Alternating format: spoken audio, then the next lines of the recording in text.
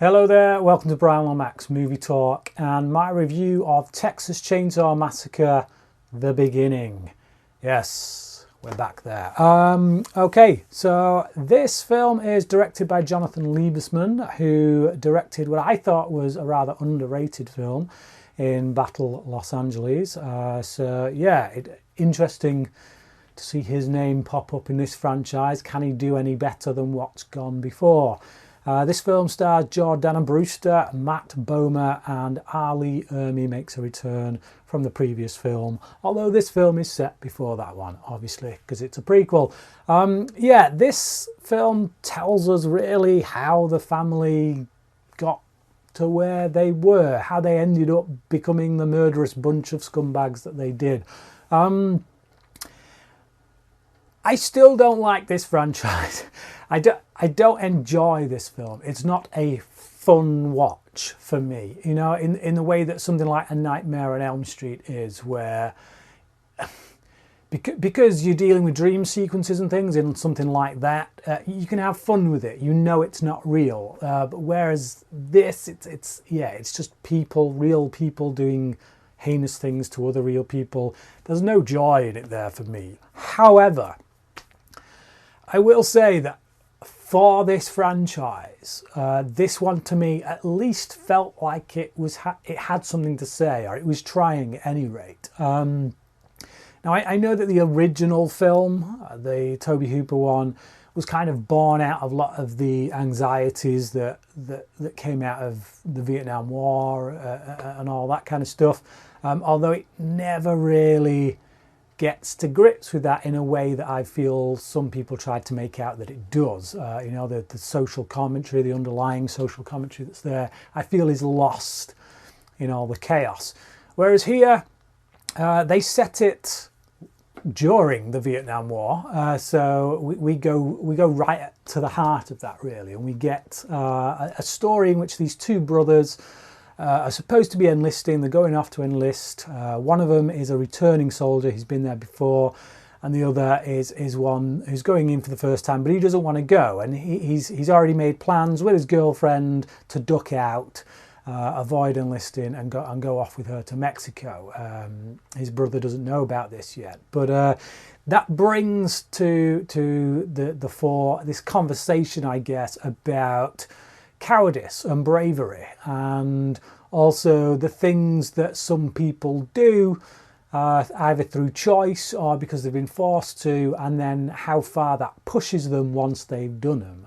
You know, there's this line that kind of pops up a few times throughout, that you'll be amazed what someone can do once they've been there, once they've been down that road, once they've tasted it, so to speak. So you've got the brother who's already been to Vietnam, and it's changed him, you know, so he's in a place now where actually to take someone's life, he can do it if he has to. And the other brother, the cowardice one, the coward, apparently, you know, because he's not going to enlist, over the course of the film, we see him change. You know, he's thrust into a situation that is beyond his control, and he's forced to react. He's forced to do things he doesn't want to do, and it changes him. It makes him into someone who is prepared to kill, who is prepared to defend himself, essentially. You know, he's forced into that situation. The film is a discussion on those issues, but like I say, I still don't enjoy it. I do have a little bit of fun with Ali Ermey's performance. He's really ramping it up. But it is essentially kind of the same shtick that he did in the remake, Texas Chainsaw remake. And like I say, I didn't like it there really, because it is just a despicable character doing despicable things to people that I don't want him to do these things to. And that's not entertaining to me. I think that the material itself is handled pretty well by Liebesman. I think he directs it well enough. Again, you know, the four main characters we get in this, I genuinely like this time around. I root for them, but again, you know they're in a hopeless situation. And this being I hadn't seen it until watching it for this review, but this being a prequel, you know no one's getting out alive. I'm sorry, that's not a spoiler, but if you've seen the previous film to this, you know they're not getting out alive. Otherwise, this family would have been caught. Police would have been knocking on their door in the other film. So yeah, that doesn't really give you much hope, and yeah, you're just left basically with a film in which a lot of debauchery happens, and by the time the end credits roll, there's not a hopeful moment in it. I do like that they go a little bit more, well, a lot more actually, into the psychology of the family this time around. What makes them tick? Why have they gotten this way?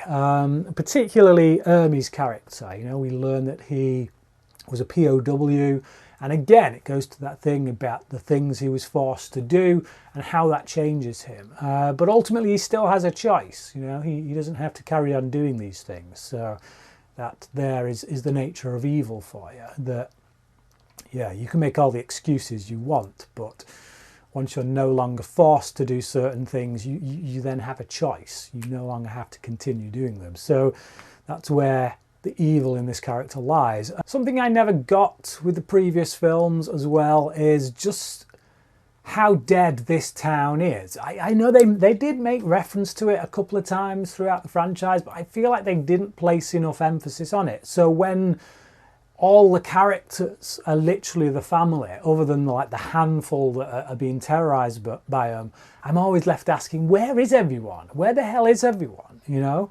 this is literally just a town of this family. Whereas here, I think they put those questions to rest. They show you just how dead this town is. The fact that there's nothing left. And this family is just, yeah, stubborn refusal to leave. They stay, they're stuck in their ways, and they feel they've been forced to resort to these methods in order to live and feed. But obviously that's nonsense. But yeah, I you know, dealing with their psychology, looking at the town they're in and seeing that there is literally no one else around. Like Jordana Brewster's character at one point, you know, she's asked to go and get help, and she literally says, there is no help. There's no one here but this family. This no one even knows this town probably exists right now.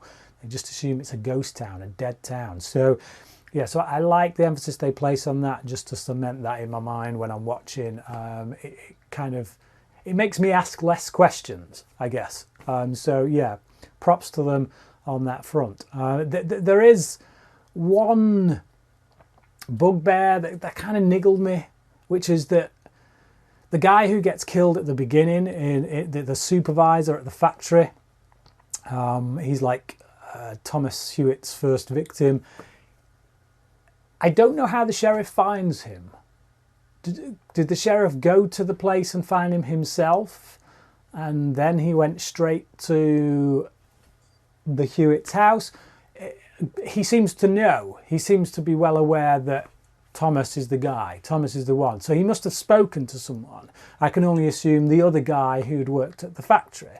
So I don't know. Just from those scenes, you get the sense that there has been some kind of police cordon at the factory, some kind of investigation. Somebody somewhere should know about this. I know he's the only police officer in this town, but he must have spoken to someone. Unless he found the body himself, he must have spoken to someone. So why doesn't somebody know what's going on a bit more? To me, that was a moment that I felt was a bit mishandled, especially given the fact that they go back there later on and the body's still there. So it's all a bit weird. Yeah, it's all. I get it. Again, maybe dead town, no resources. I don't know, but I just feel like there's somebody should know, because of, yeah. Otherwise, where did that sheriff get the information from? I do like the four main, like 20-somethings, however old they are supposed to be. There's a few moments in it that kind of jump out at me that make me think and that make me kind of fill with dread somewhat. One particular moment, which I think is really well handled, is when Jordana Brewster's character, she's kind of gone through the ringer. She's seen Dean, I think is it, or the other one. What you've seen one of the brothers, they're swapping names throughout the film, so I never get a handle on which one's which. But one of them gets killed in the house, and she runs, and she manages to get out. She's at the door, and the camera pulls out to show this wide open space, like freedom. You know, you're free. There's your chance. And then she hears her other friend, screaming in the house. Now she's already seen one friend butchered, so she's going to know what's going on with this woman. So to go back in the house, I think it would almost feel like a lost cause. But she's torn, and you see that moment there of desperation, of freedom being right within her grasp, but that sense of morality within her not allowing her to leave, and the love for her friend. Obviously, you know, she feels compelled to go back, even if there's a remote chance of getting her friend out of there, despite the fact that the odds are so stacked against her. So that was a really nice moment. I liked the way that was played. Again, fills you with dread. I would hate to be in that situation. And it's all well and good watching a film like this from the comfort of your armchair when you're not in it. But yeah, to think of being in a situation like that is just terrifying. I'm a bit more forgiving of this one. I think it tries harder. I think it does have something of a point to it. Although, again, like I say, I don't enjoy it. I will give it a 3. It's kind of a begrudging 3. I'm measuring that up to the rest of the films that I've seen in this franchise, and the fact that I've not really been able to take anything away from them. This is the first time that I have kind of been able to take something away from it of value, like it has something to say. Again, I'm probably never going to watch it again. I certainly won't by choice at any rate. So yeah, I think by any normal film standards, I'd probably give this a 2.5, maybe a 2.